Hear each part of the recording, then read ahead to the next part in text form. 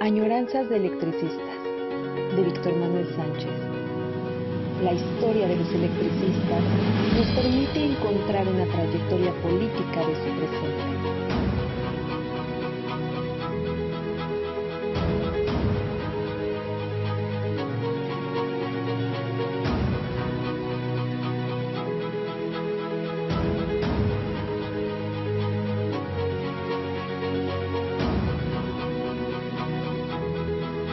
Comenzamos. En otro lunes, en otra añoranza de electricistas, estamos con ustedes, atentos a que podamos hacer un día más de nuestra historia de electricistas,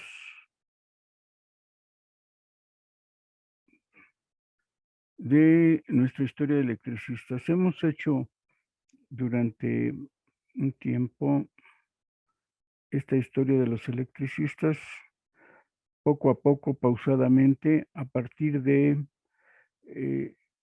no seleccionar o echar un volado y saber qué vamos a ver, sino de documentos y periodos, momentos históricos que vamos considerando de temas, asuntos, fechas que me recuerdan o que en la revisión del archivo que tengo localizo y o digamos lo que me late. Oye esto, de acuerdo. Y nos falta una crítica teórica desde el marxismo de esta historia. Hemos hecho algunos apuntes breves, por ejemplo, acerca de la fusión, las conclusiones que hicimos la vez pasada son muy importantes. Teniendo todo, decíamos, todo del lado de la unidad de los electricistas, del STERB y del SME, no se hizo. No se hizo. En la historia que hemos revisado de el país de México, porque lo hacemos a través de la historia del Sindicato Mexicano de Electricistas, hemos visto cómo se da una unidad con el Estado mexicano, siendo que el principal enemigo o uno de los principales enemigos, porque realmente el enemigo ha sido el capitalismo en su fase imperialista, y no te puedes aliar con el Estado, con uno de los principales enemigos de la clase obrera. Y en la fusión, y algunos compañeros se sorprendieron, pero es la historia del sindicato que quien propuso de candidato, o uno de los que propusieron al candidato Gustavo Díaz Ordaz en la asamblea del Partido Revolución Institucional, fueron estos dos sindicatos. Fueron y apoyaron y salieron desplegados. Leímos en una de las añoranzas esto. Y es cosa curiosa en el sentido de el antagonismo, la crítica que debemos hacer para que tengamos en cuenta lo que está sucediendo. En los desplegados que leímos, las bases de unión, de fusión de los dos sindicatos, en varios párrafos se dice somos sindicatos revolucionarios. Y podríamos decir, y lo dijimos, que no lo son. Son revolucionarios dentro del estilo mexicano de ser revolucionarios, en el sentido de que son o fieles a la Revolución Mexicana o fieles a la Constitución del 17. Y críticamente, diríamos, no puede serse revolucionario en un sentido figurado. Y Rafael Galván, en sus distintos momentos, y en este caso Palomino o Agustín Sánchez de Lin, por ser los dirigentes que impulsaron recientemente la unidad de los trabajadores electricistas, manifestaban esto. Entonces, necesitamos hacer una crítica de la historia, una crítica a partir de los sucesos, de las realizaciones que se van consiguiendo, o lo más genérico, reciente, que también está basada en una tradición, en un dicho popular, pero muy certero, que dice elogios en boca propia es un vituperio. Es decir, no podemos ensalzarnos nosotros mismos de lo que hacemos porque no es posible. Entonces tendrá que ser la historia misma de los acontecimientos o los historiadores los que nos enseñen, los que nos dicten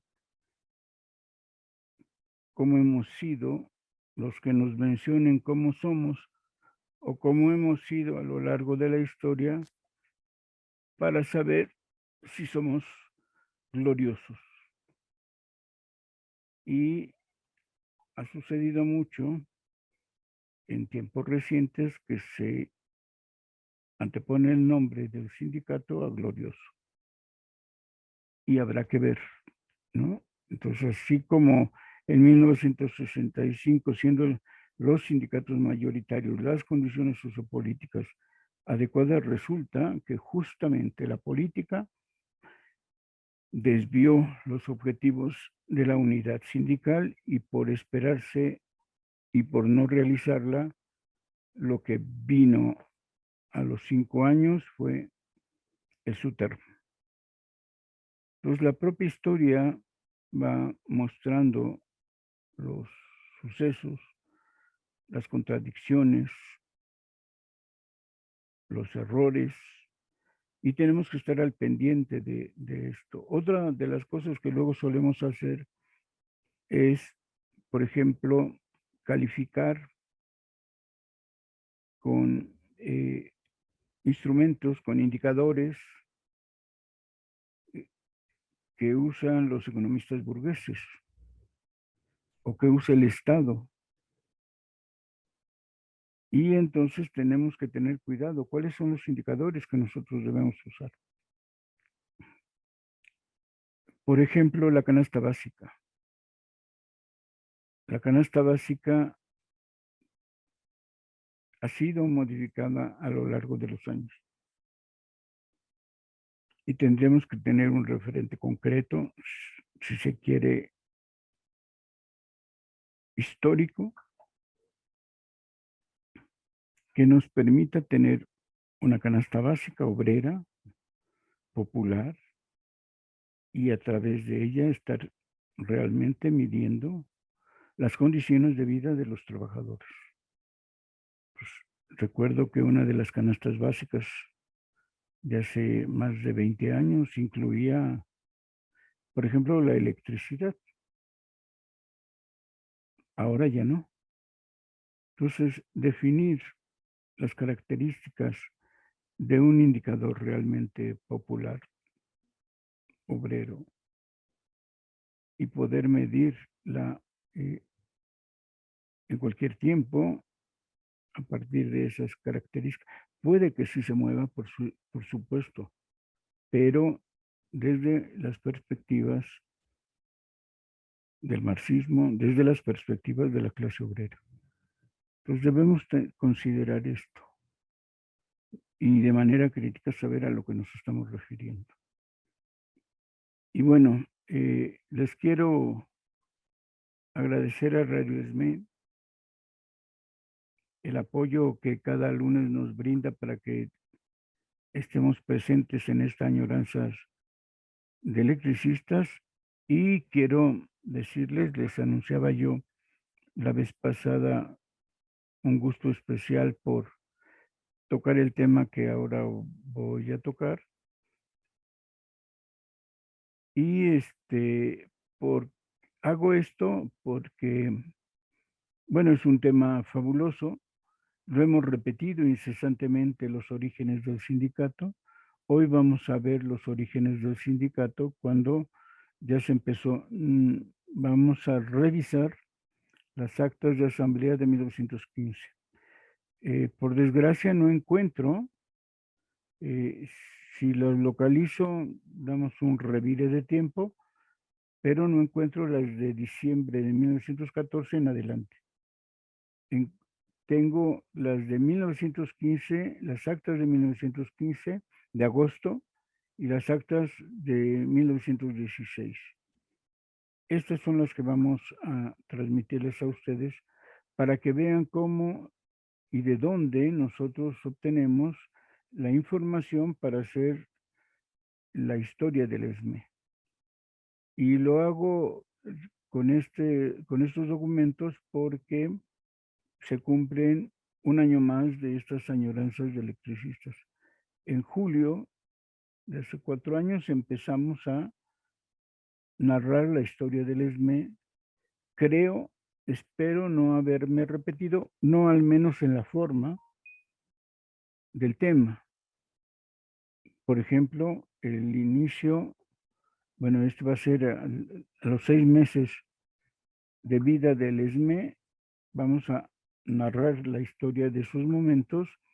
Y aunque hemos ya tratado cómo funciona, se va forjando la historia en 1915, y aunque ya tenemos el libro Surgimiento del Sindicalismo Electricista, que les digo que de nueva cuenta que está a su venta hoy, no es este estilo de la historia que vamos a ver. Entonces, tomaremos en cuenta la historia del ESME a partir de las actas, para que vean, bueno, este es el índice.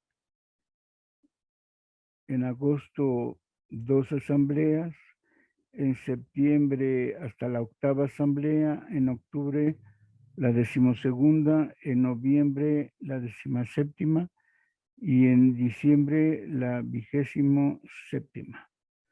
No sé si nos va a dar tiempo, le vamos a dar 3 sesiones, porque se van cumpliendo en julio cuando iniciamos Añoranza de Electricistas. Y por el aniversario de Añoranzas de Electricistas me parece importante que ustedes conozcan el material y las actas del Sindicato Mexicano de Electricistas. Sería bueno que fuera a actas y acuerdos a pedirles que me prestaran una copia de las 3 últimas actas de asamblea que tienen para que pudiéramos comparar. Pero bueno, estas son las actas originales de agosto y vamos a la lectura. En la Ciudad de México, a los 25 días del mes de agosto de 1915, el Sindicato Mexicano de Electricistas verificó su sesión reglamentaria bajo la siguiente orden del día. 1. Primero, lectura del acta. Segundo, lectura de la correspondencia recibida. Tercero, informe de comisiones. Cuarto, proposiciones generales. La sesión dio principio a las 8:25 p.m. con la presidencia del compañero Carmona. El acta de la sesión anterior quedó aprobada sin discusión. El compañero Velasco informa que no le fue posible arreglar la publicidad del acuerdo referente al compañero Steinón. Es invitado a la plataforma el compañero Romero de la sección de Pachuca. Al darse lectura a la correspondencia recibida y al tratarse el asunto Limón, el compañero Porras pide que se siga las declaraciones que dos obreros hacen contra la conducta del señor Limón, que no ha concurrido a la cita. Aclaran los compañeros José Guerrero e Inocencio Tenorio que fueron invitados por el señor Limón la mañana del día 13 para trabajar en las calderas de la planta de Indianilla, recomendándoles que buscaran gente para el mismo trabajo. El domicilio del primero de los exponentes es apartado 115, vivienda 7, y el del segundo, Plaza Aquiles Cerdán, número 8. La H Asamblea acordó se libre nueva cita al señor Limón para que comparezca el próximo miércoles. Habiéndose presentado cargos concretos contra la conducta del señor Juan Tesorero, como compañero se nombró una comisión formada por los compañeros Valdés Lamy. En el acta dice Lamy y yo agrego entre paréntesis la redacción correcta del apellido Lamy. Laris y Jorge Armendáriz, que hagan valer la justicia de la acusación ante el jefe que corresponda. El compañero Velasco, por la comisión que siguió trabajando en el asunto referente al aumento transitorio de sueldos, que todo se logró de absoluto acuerdo con nuestras peticiones definitivas, como lo comprueba el convenio que a continuación se inserta. Miren, como pueden ver, son sucesos, resúmenes muy breves que uno va entresacando de esos mismos resúmenes cómo va funcionando el sindicato.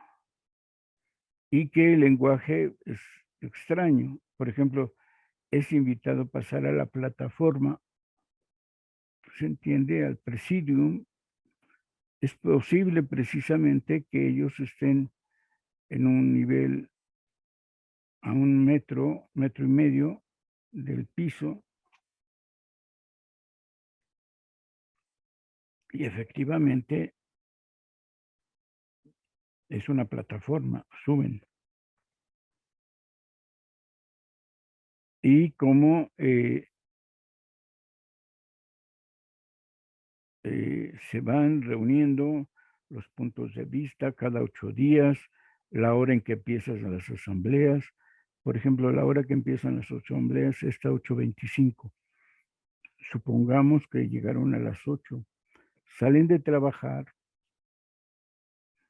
a las 6 de la tarde y todo el mundo se va hacia el centro. Recuerden que el salón Estar, donde sesionaban los del ESME, estaba en un costado de la Alameda.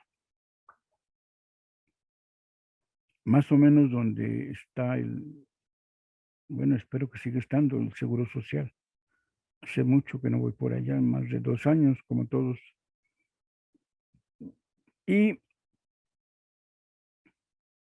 tenemos que estar pensando y reconstruyendo ese momento para que sepamos que la compañía de luz, como ahora, no tan extensa, pero más o menos como ahora, estaba distribuida en distintos lugares.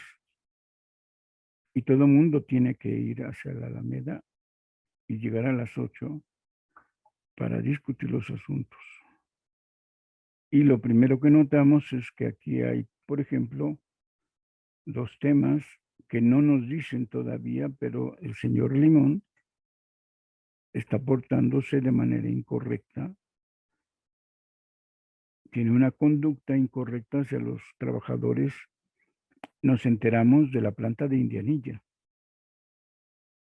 y se quiere discutir qué está ocurriendo con este señor Limón, que es el encargado seguramente de esta planta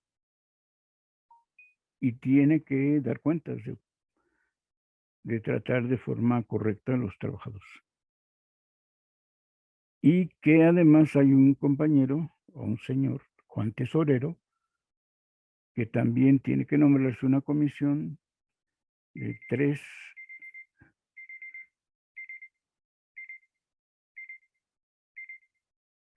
compañeros y se nombra Valdés Lamy, Laris y Jorge Armendáriz para que hagan valer, dice aquí, la justicia en la acusación que se está haciendo a él.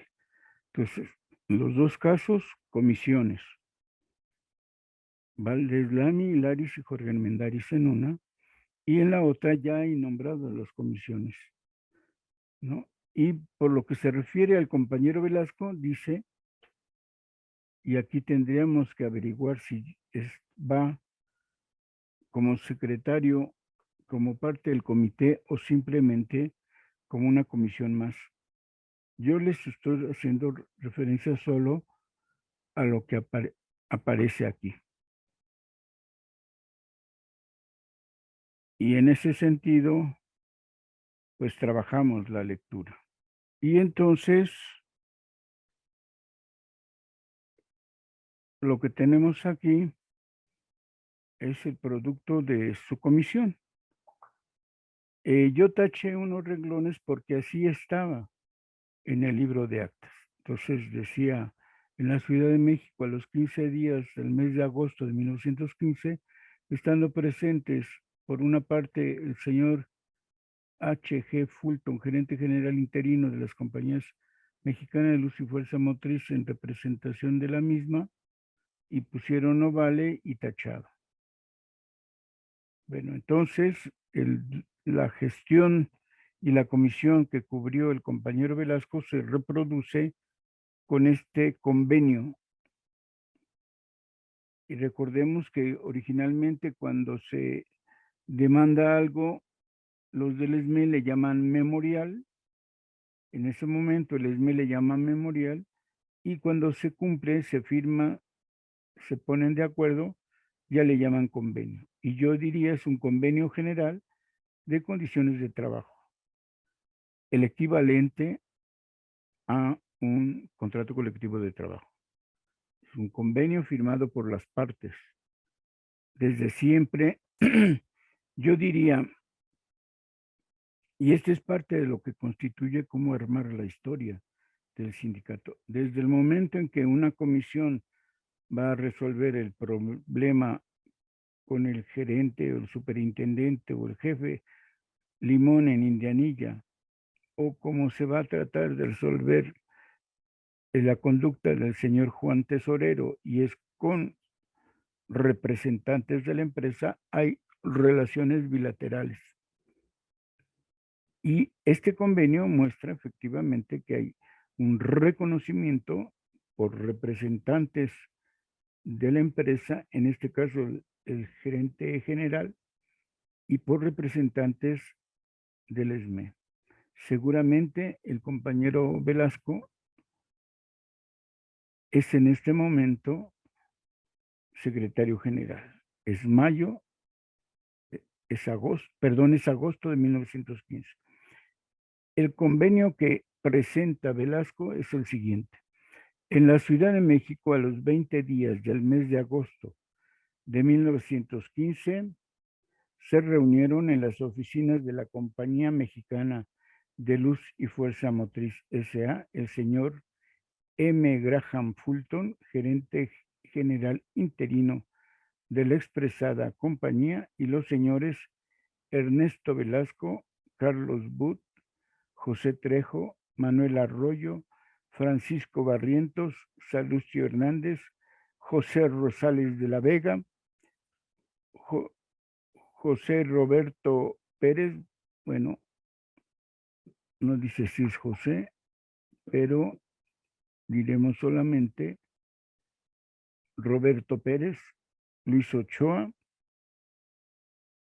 Gustavo Domínguez, Antonio Arceo, Abel, Abel Mendoza y Delfino Revilla. Miembros de la comisión nombrada por los empleados y trabajadores de la misma compañía, según consta en los nombramientos que a su favor fueron expedidos por aquellos y que se agregan a la presente acta. Aquí es parte del funcionamiento del sindicato. No han reconocido al comité, no lo han reconocido la gerencia, el gerente general no reconoce, ninguno de los funcionarios reconoce, pero sí reconoce a representantes, no al organismo sindical, pero sí a representantes. Y es curioso que dentro, cada departamento elige un representante y todos los departamentos nombraron estos representantes. Y los representantes, curiosamente, son parte, los miembros del comité ejecutivo de esos años. Entonces, los del ESME, la asamblea dice, ok, no me reconoces, pero sí me reconoces representantes, nombro representantes y dentro de ellos van los que son nuestros secretarios.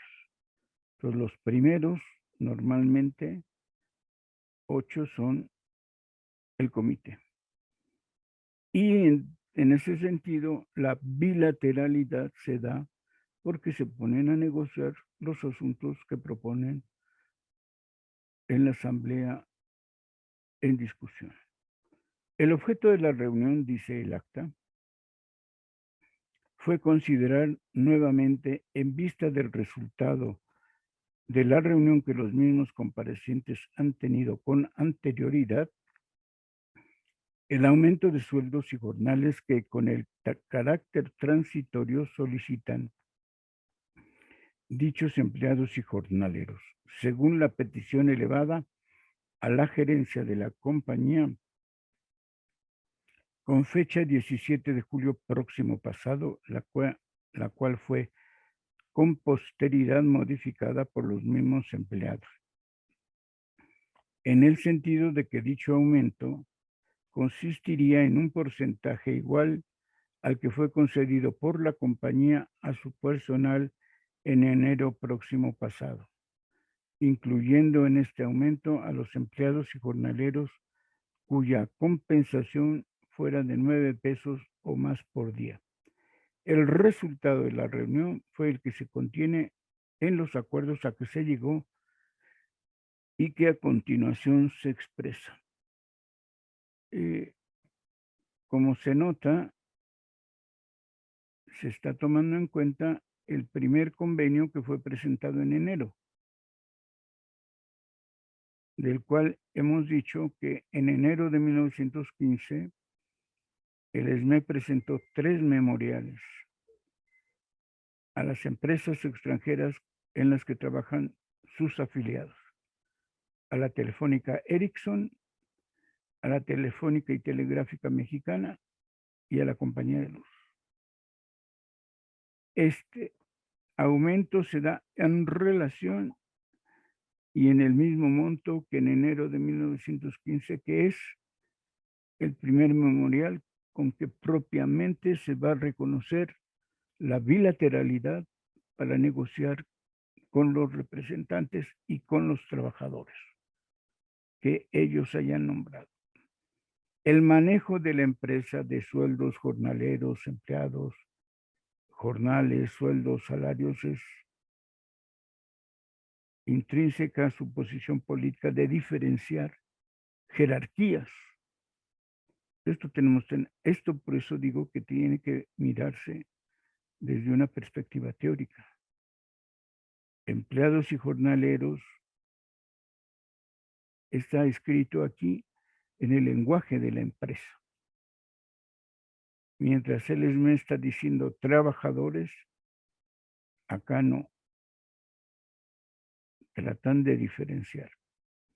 Primero, dice, a contar del día 1 de agosto del año en curso, Los jornales y sueldos de los jornaleros y empleados, ¿ven la diferencia? De la compañía, con excepción de los que prestan sus servicios en la división de Necaxa, serán aumentados en la proporción que a continuación se especifica en la inteligencia de que tales aumentos son transitorios y subsistirán durante el tiempo que cita el segundo acuerdo. Y la distancia y diferenciación. No a Necaxa. Dice claro, excepción Necaxa. Y entonces la excepción plantea de hecho que no va a haber a salario igual, a trabajo igual, perdón, salario igual. Algo diferente se tiene que dar en Necaxa. De nueva cuenta, la división y la perspectiva de la empresa para dividir, para diferenciar, para crear división, no en Necaxa. Es decir, allá será otra cosa. Los jornaleros, dice, miren la tabla que está aquí, que fue la comisión de Ernesto Velasco y sus representantes, compañeros todos. Jornales menores de 3 pesos se aumentará un 50%. Los jornales de 5 a menos de 6 en 40%. Los jornales de 6 a menos de 7 pesos, un 35%. Los jornales de 7 a menos de 8 pesos, un 30%. Los jornales de 8 pesos a menos de 9, un 25%. Los jornales de 9 en adelante en 20%. Una perspectiva notable de apoyar más, aumentar más a los que ganan menos. Sigue, sueldos. Esos fueron los jornales. Suponemos, no está aquí, esperemos si abajo viene la jornada de trabajo. No está aquí. Y suponemos que los jornaleros o los jornales se aplican a la gente con más horas de trabajo. No lo sabemos. Pero bueno, los sueldos. Los sueldos menores de 90 pesos mensuales se aumentarán el 50%. Los sueldos de 150 a menos de 180, un 40%. Los sueldos de 180 a menos de 210, un 35%. Los sueldos de 210 a 240, un 30%. Los sueldos de 240 a menos de 270 en 25% y los sueldos de 270 en adelante un 20%. De tarea, hagan su cuenta, seguramente 3 pesos son diarios y acá más de 100 son mensuales. Segundo, por supuesto también los sueldos van de los menores, mayor aumento a los más grandes. El aumento a que se refiere el acuerdo anterior subsistirá hasta tanto el tipo de cambio de la moneda nacional con la moneda de los Estados Unidos de América sea igual al promedio que tuvo dicho cambio durante el mes de enero de 1915. Es decir, justo de enero a agosto que se está pactando este convenio, los precios de la canasta básica, los precios de los alimentos, los precios en general han subido y por eso el aumento provisional de emergente fue solicitado por el comité, por la asamblea más bien, y nombrada la comisión para tratar el asunto. Para constancia, se levanta por duplicado el presente acta firmado por los comparecientes, quedando un ejemplar en poder de la comisión y otro en poder del gerente general interino de la Compañía Mexicana de Luz y Fuerza Motriz siguen las firmas del gerente y la comisión ya dicha.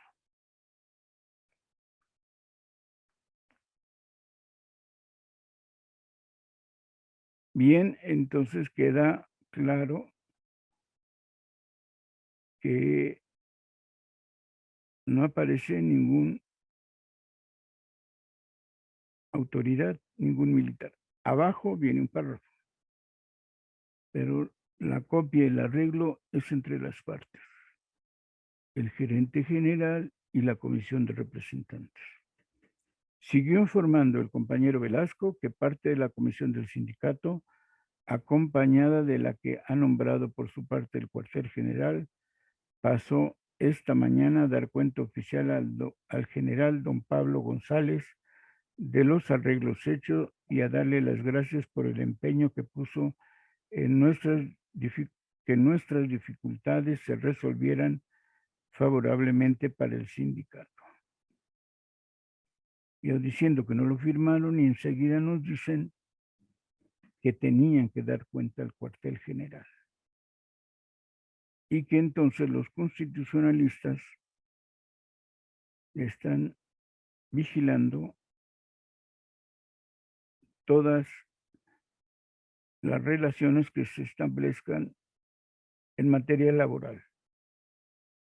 No está el Departamento de Trabajo, pero sí está el general Pablo González. Y justo aquí es cuando uno dice, tengo que ir a ver los documentos del cuartel general para ver cuántos arreglos han asistido, han vigilado o están controlando. De tal manera que nos da idea de lo que es. Y claro, los archivos de la compañía de luz, para tener una perspectiva integral de lo que está pasando. ¿Qué otras cosas tiene archivada la compañía de luz? El SNE tiene sus actas. Y en aquella época no descubrimos un archivo general que nos permitiera integrar aún más. Entonces el otro suceso que uno hace es ir a ver los periódicos de la época. ¿Qué decía los periódicos el 17 de agosto de 1915? Y cómo dan pauta y conocimiento las noticias de aquella época y revisar 2 o 3 periódicos para saber quién dio la noticia de estos arreglos y cómo la dan. Sigue el acta. Enseguida se dio cuenta de las renuncias, con las renuncias que hacen de su cargo el compañero secretario general y el compañero secretario del Exterior, habiéndose acordado que tanto para conocer de estas renuncias, así como las que con anterioridad presentó el compañero secretario del Interior, se cite una sesión extraordinaria para el próximo lunes. Hay 3 renuncias: secretario general, secretario del Exterior y secretario del Interior. Veremos si luego nos enteran de por qué renunciaron. Acto continuo, claro, y citan a una extraordinaria. Acto continuo fue notificado el compañero Romero de Pachuca que el aumento transitorio de sueldos se consiguió también para todas las secciones y se le ruega explique por qué Pachuca no secundó la huelga, a lo cual contestó que desde las 4 de la mañana en que se recibió aviso de paro, todos los compañeros lo verificaron y secundaron la huelga, pero que media hora más tarde los operadores americanos reanudaron el servicio alegando que hay minas que en 2 horas se inundan. Se le hizo la aclaración de que el sindicato es radical en sus determinaciones, de lo cual quedó entendido y que, bueno, yo agregaría, y de que no volverá a suceder. El segundo renglón de esto dice, para todas las secciones, pero leímos en el convenio no para Necaxa. Y entonces uno hace la anotación, esperará cómo se va a resolver el asunto. Y vemos que por parte de la empresa actúan de manera diferenciada. Por último, termina la asamblea, como vemos, se acordó que si los empleados de la tesorería Campos e Iraguirre que se presentaron a trabajar el día de la huelga son compañeros, se les cite para que respondan por su conducta ante la asamblea. La sesión fue levantada a las 12 de la noche, de las 8 a las 12. Sin pena ni gloria, todos presentes. 12 de la noche, 1915. Caminando, cada quien se va a ir a su casa. Esto sí es muy llamativo. No les importa el tiempo que van a discutir y tranquilamente cada cual para su casa.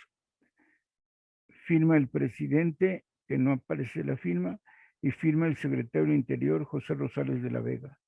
Rúbrica. Como pueden ver, es muy interesante cómo de estas cuestiones que nos presenta el acta, podemos ir checando y haciendo nuestras anotaciones para poder ir planteando cómo se van dando las cosas. No sabemos cuándo fueron nombrados los del comité,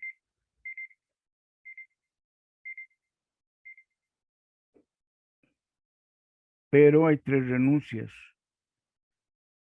Al momento no es extraño que hayan renunciado, no pone nada extraordinario, simplemente llama la atención que se van a volver a reunir en una sesión extraordinaria para discutir el asunto. No sucede nada extraño. Algunas veces se ha dicho que todos renunciaban por temores. Veremos en la asamblea de los nuevos nombramientos si nos aclaran la cosa. Síguenos a través de www.radiosme.org.